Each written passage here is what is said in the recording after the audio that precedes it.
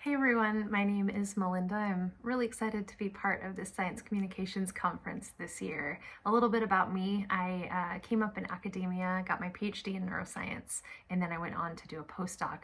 But I became increasingly concerned about this rift between science and society. And so I packed up, left academia for a career in science communications, and I couldn't be happier.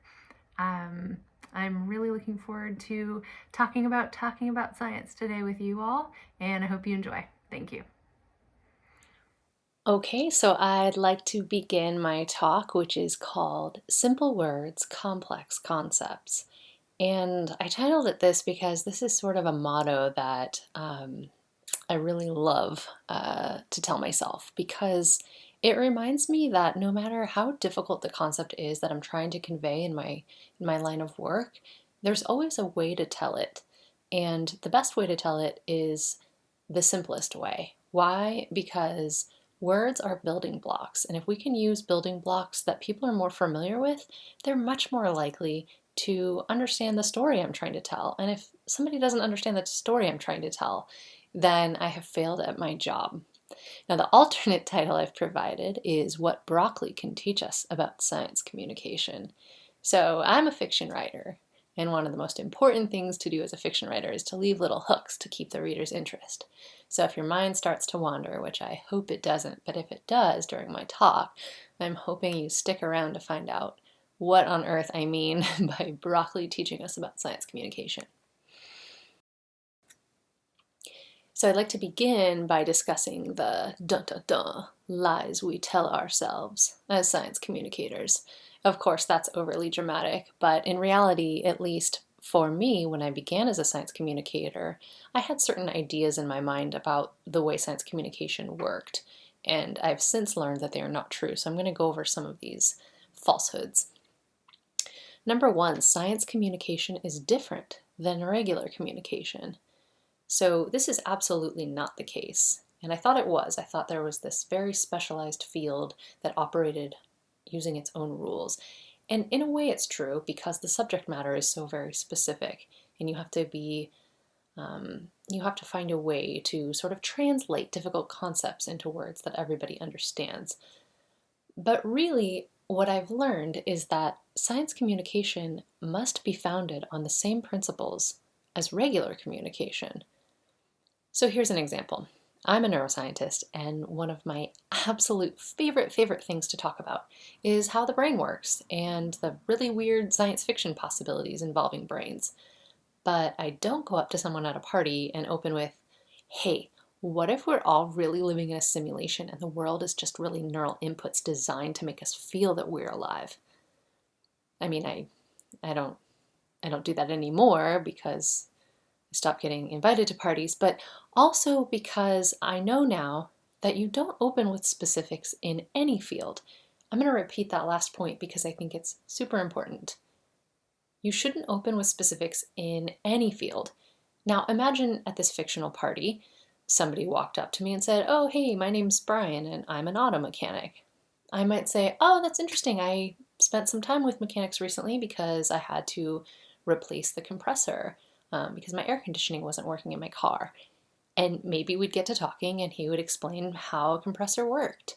And he might even get very specific. But if he walked up to me and said, "Hey, my name's Brian," and went on to list the names of belts and hoses in my engine, I might be inclined to want to walk away from that conversation. Why? Because he started with specifics and didn't gauge what I would be interested in hearing. So you don't want to open with specifics. You want to begin with a broad topic that everyone can relate to, and then you get a feel for what the other person is interested in. You know what this is called? Empathy. And we're all taught this as children, that empathy is the key to relating to another person. And I believe it's also the key to what will save the field of science communication. So it's how we relate to each other in a personal or relaxed setting, but it's also how we should relate to each other professionally.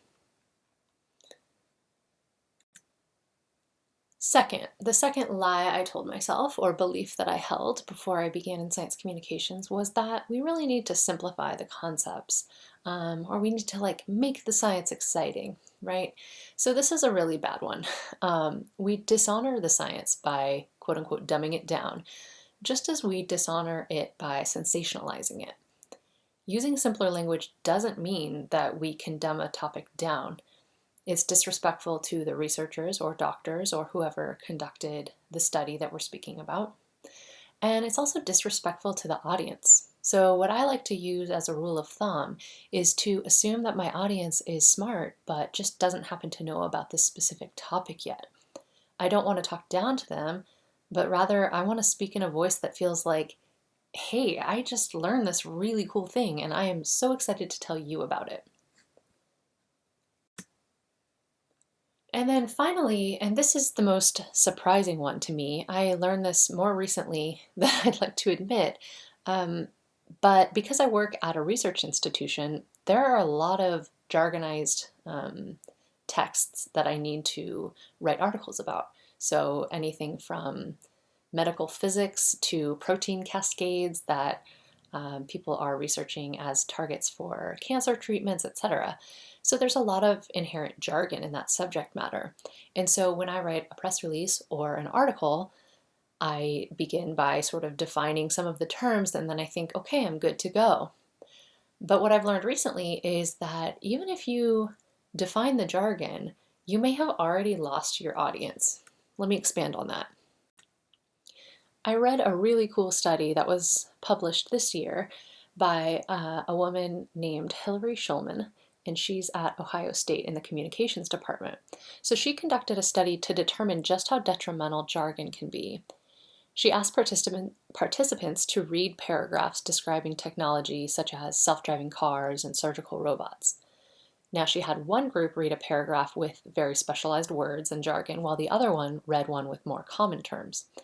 So, as you might expect, the group reading the jargonized texts was less interested in the topics. So she found this to be the case, but what really blew my mind was that the group reading the paragraph with jargon, not only did they report less interest in the topic at hand, but less interest in science in general. Let that sink in. So in the very well-written press release I've linked to here, Dr. Schumer says that even when specialized terms are defined, you've already made your reader feel like they don't belong, that the message isn't for them.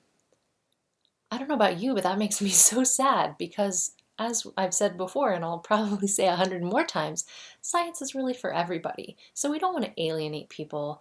We don't want to make them feel like we are here to bestow this knowledge upon them. We want to have a conversation and say, hey, there's a really cool study. Let me tell you about it in a way that we can all understand and share. So how exactly can we avoid the mistake of alienating readers and students and the rest of the world? How can we make people actually feel like the science is for them? So I wanted to go over some tactics that we can all use to make science for everyone, make people feel like science is for everyone. And the first one of these is to check your words, because words matter. So we're acutely aware in these times of shifting pronouns and racial sensitivity that words do matter. And I've shown you how jargon can immediately turn a person off to a concept or even science in general. So what's the solution? Well, one of the solutions is to use simpler words.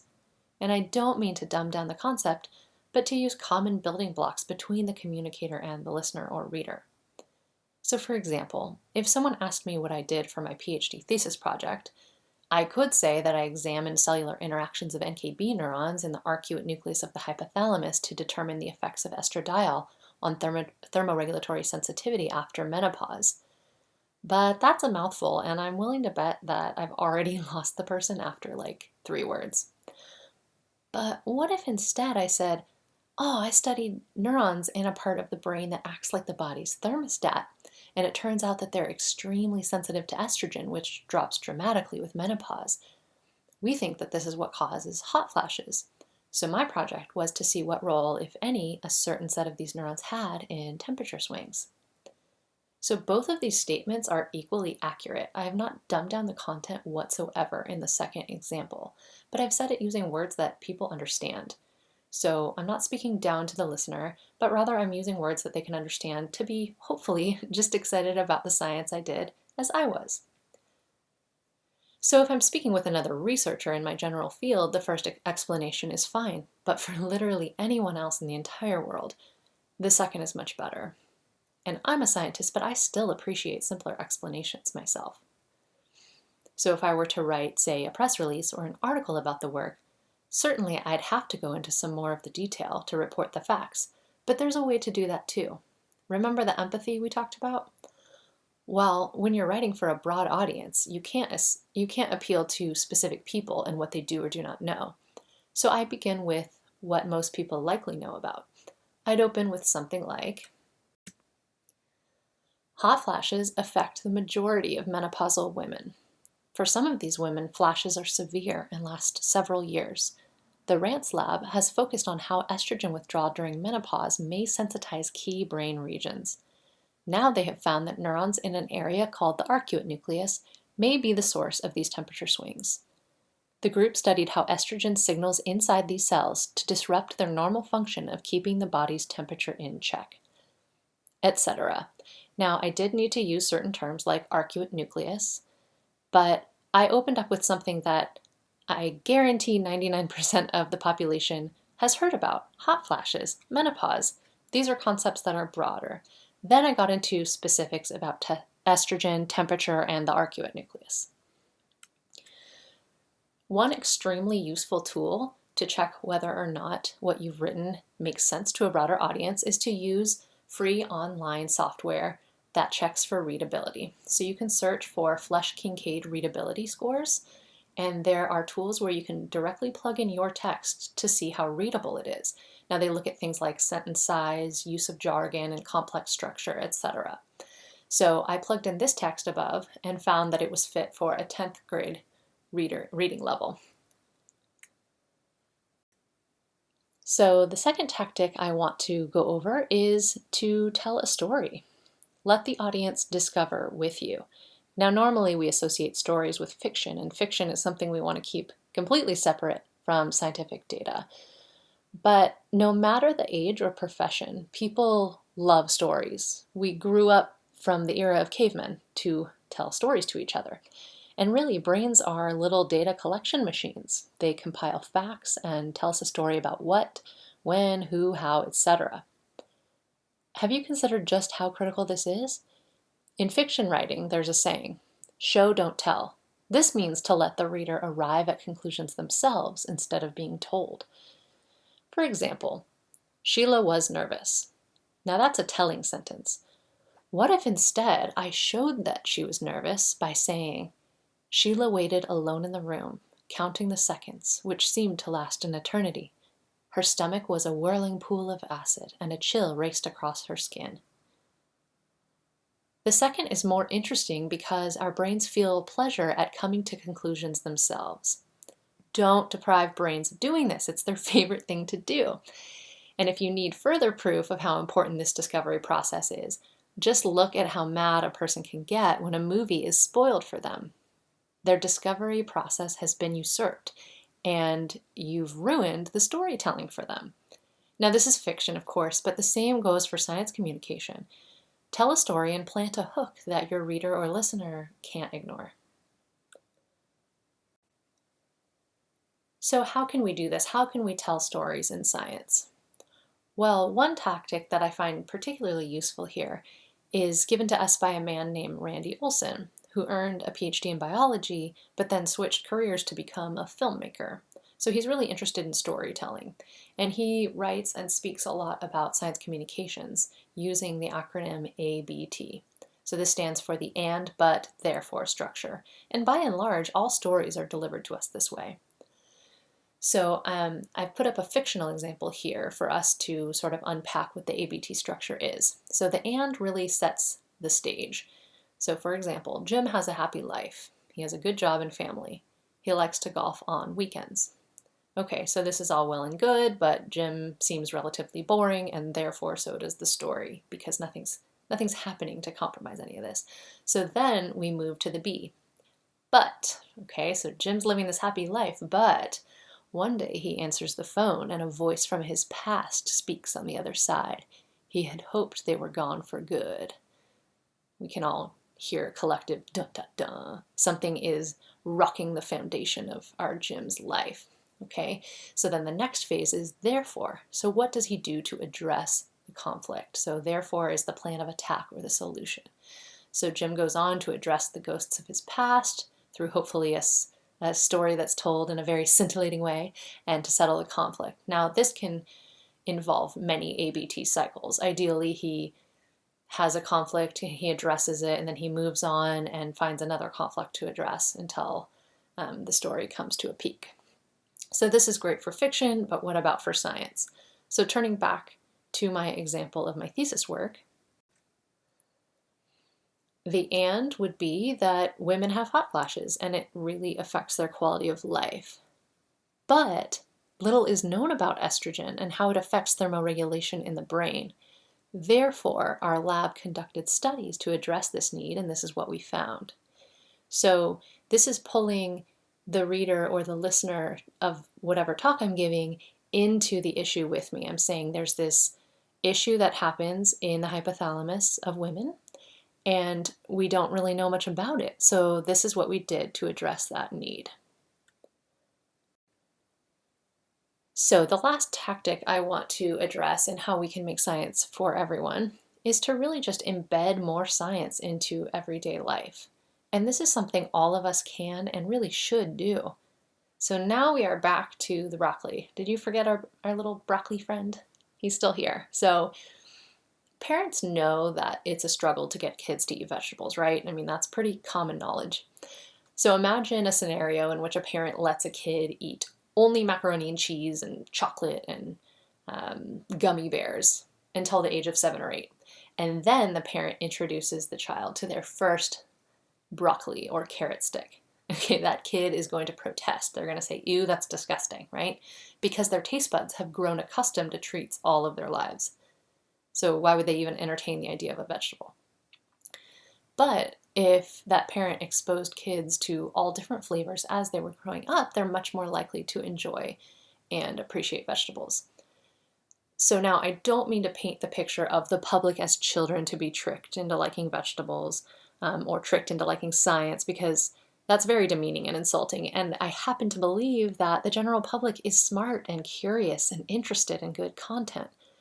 But what I do mean is that science should be a part of everyday culture so that it's not a shock to the system when a science story comes up in the news, and so that people aren't turned off to it as a foreign concept that's not for them.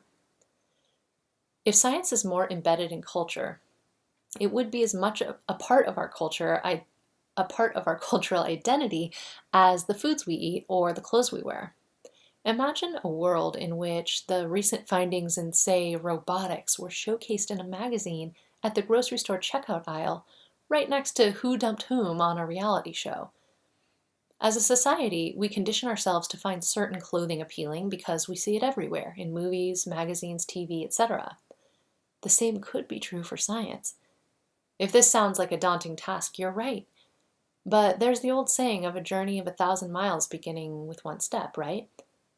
It begins with us as teachers and communicators. We can engage our friends in classrooms by discussing current and relevant stories. At any given time, science is already everywhere. We just need to talk about it more. And what better time than now? Things can change very quickly. I mean, look at how words like social distancing and quarantine have become part of our everyday language overnight. Another example is certain treatments that were initially thought to be safe and effective for COVID-19.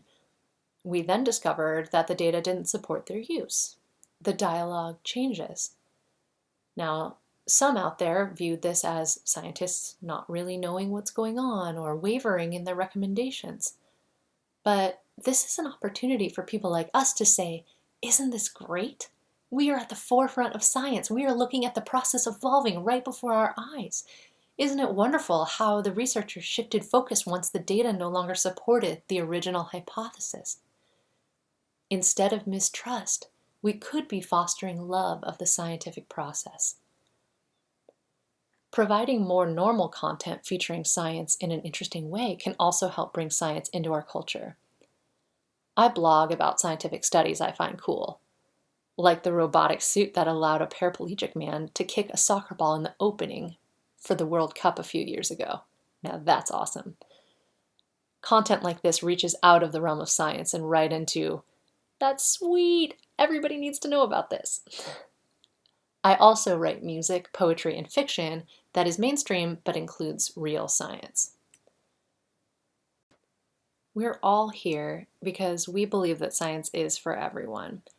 To recap the tactics I went over in order to make this truth a reality, number 1, simple language to convey complex concepts. Use empathy and simple language to relate material to others.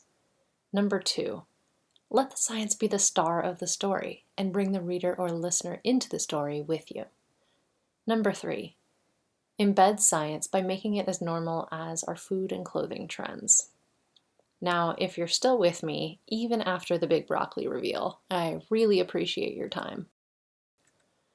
If you want to learn more about how I personally try my best to embed science into art and poetry and music and fiction, you're welcome to find my content at sciencegeekmel.com.